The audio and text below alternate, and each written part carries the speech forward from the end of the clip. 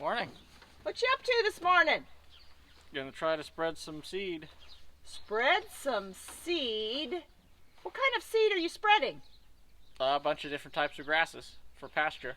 Wait a minute. Okay. Whoa, the horse. I thought grass just grew automatically. Some grass and some weeds. Grass and weeds grow automatically. But isn't that enough for your pasture? Just to have grass and some weeds growing? Depends on what enough is. It could be. But what are you shooting for? Better quality and more quantity of grass too.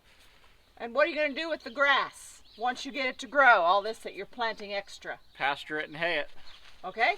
And so you're going to let your goats and your cows eat that grass, whether it's fresh, still green in the pasture, or putting it up for hay for winter time. So that's amazing. That's amazing. What kind of grass are you planting in the fescue that's already there? We've got some white clover and red clover is what we're planting in fescue.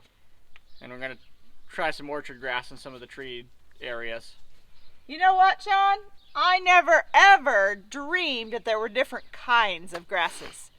And the different kinds of grasses Have different kinds of grasses.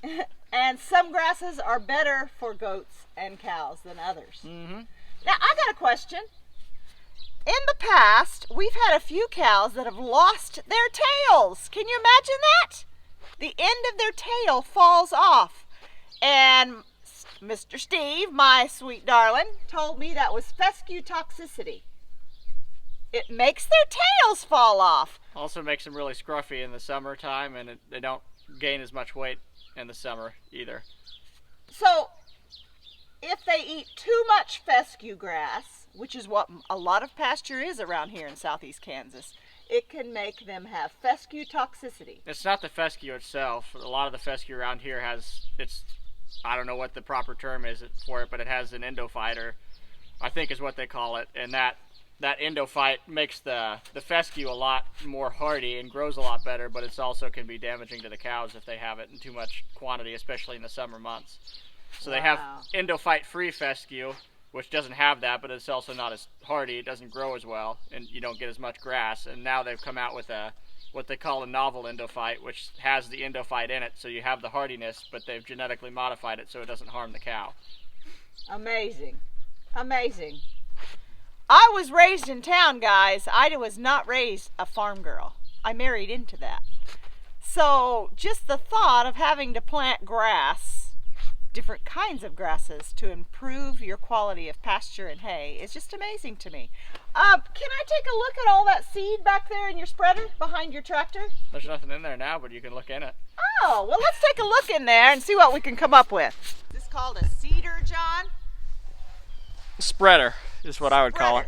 Okay, so there's a little bit of seed that we spread last night down in the bottom. What kind of seed is that? That's white and red clover mixed. White and red clover mix. And this little ditty at the bottom, this metal piece, turns Yep. and spreads that seed. And there's a door down at the bottom A door down at the bottom. that you can adjust. I don't know if it shows up.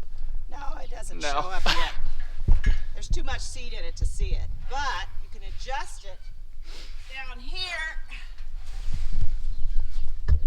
Somewhere, right here. No. This. Yeah. You adjust it here, and it determines how fast it's throwing the seed out, right? Yeah. It opens that door wider and more narrow, right? Mm-hmm. So you're trying to adjust how many pounds per acre you're putting on. So this spins. I'll start it. Okay. Go start that tractor and show you how it spins. Woo! It's spinning and it's throwing some on me, even though that little door is closed. There was a little left over from last night. So it falls out the bottom of this part into that spinning table and throws it in your pasture. That is pretty cool. Yeah. This yellow spinning tube right here is called the PTO. There's a lot of guys walking around without a hand or an arm because they've gotten their arm or their hand or their clothes caught in that, and it won't let go. It's bad news when you get caught in there, so you stay away from that PTO. So we're out in the pasture now across from the house, and we're going to spread some grass seed. I am going to do what I do best. I'm going to be a marker in the field. We walk 8.5 steps to start with, and then 17, and that tells him where to turn the tractor and what to head for. So Steve and I are the markers, and he heads for us. Yeah.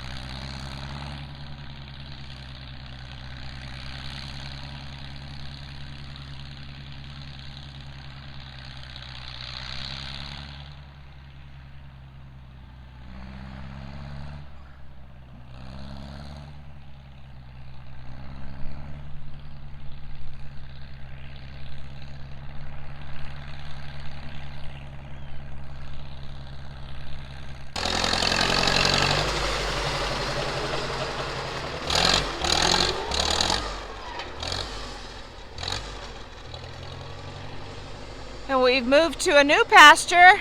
I must tell you guys, this stretch of pasture lies right next to Hickory Creek, where all those trees are. That's the creek. And this, we call it the island. It's totally surrounded by trees, and it is my favorite place here at Hickory Creek Farms.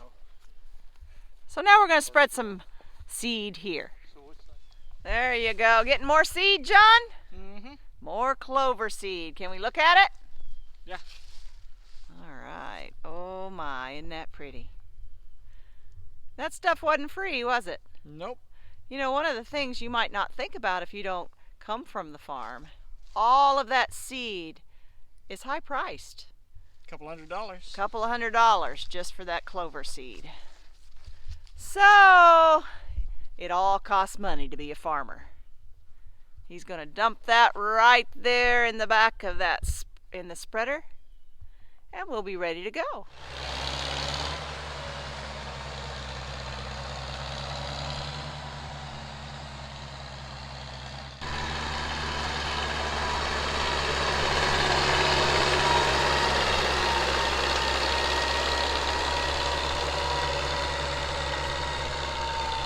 Do you see this big spot right here in the pasture?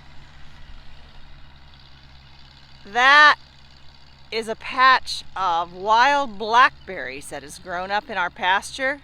This red stem right here is a blackberry stem, wild blackberry, and it has thorns all over it.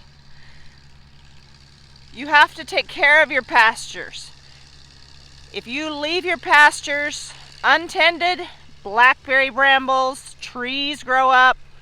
You have to constantly be mowing your pasture, or you will not have any grass left for your cattle and your goats. Speaking of not taking care of your pasture, look behind me.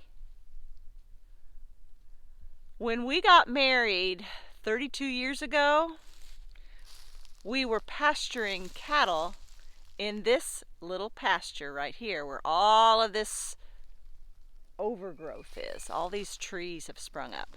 We took the cattle out of there several years back. We didn't use it as a pasture anymore, and we stopped mowing it and grazing it, and now look at it. It is one royal mess. So, believe me when I say, if you don't take care of your pasture, this is what happens, and you have no pasture left. Now we finished the clover seed, and now we're working on orchard grass. We're planting orchard grass. This particular seed we're putting on heavier than we did the clover. And so you can see it coming out the back of the spreader a lot better.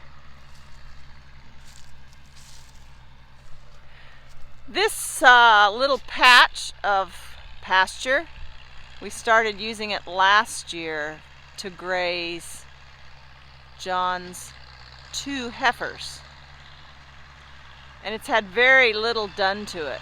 And so there's not very much grass that grows in here. These trees have really choked out the grass, plus the fact that the blackberries came up and we didn't get it mown every year. And so we're trying to nurse it back to health, so it'll be a good pasture.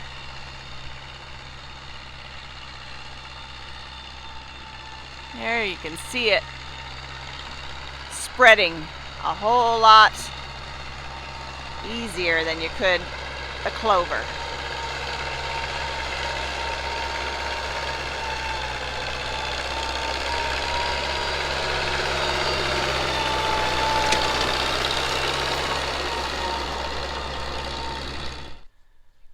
Now that's what it's all about right there, folks. You see Donna standing there eating hay because we don't have any grass growing yet. It's still too early in the year, so the grass hasn't started growing, but she is eating the hay that we baled last summer. And what John is planting right now is going to improve the quality of that hay. Well, looky there, looking at us. That's Ruby, John's new Scottish Highlander heifer. He sold Maud and he bought Ruby because Ruby is a lot tamer than Maud was. And there's little Todd, his little Scottish Highlander bull. And hopefully, before too terribly long within the year, we'll have a calf from those two. And I can hardly wait to see that. It's going to be the cutest calf there ever was. Enjoy that hay, Donna. Oh, John, what'd you find? Deer shed. Oh my goodness. That is an antler off of a deer. A shed, they called it. The deer shed it once a year and we find them. Isn't that cool? Better on the fender than in the tire. I mean, we've had one in a tractor tire before. What'd it do to the tire, John? Pops it. Well, it's almost noon. John is just about finished planting that grass seed. I think I'm going to head down to the corner store and get some pizza for lunch. Doesn't that sound good? Thanks for joining me, guys. Be sure and catch us next time here at Born in a Barn.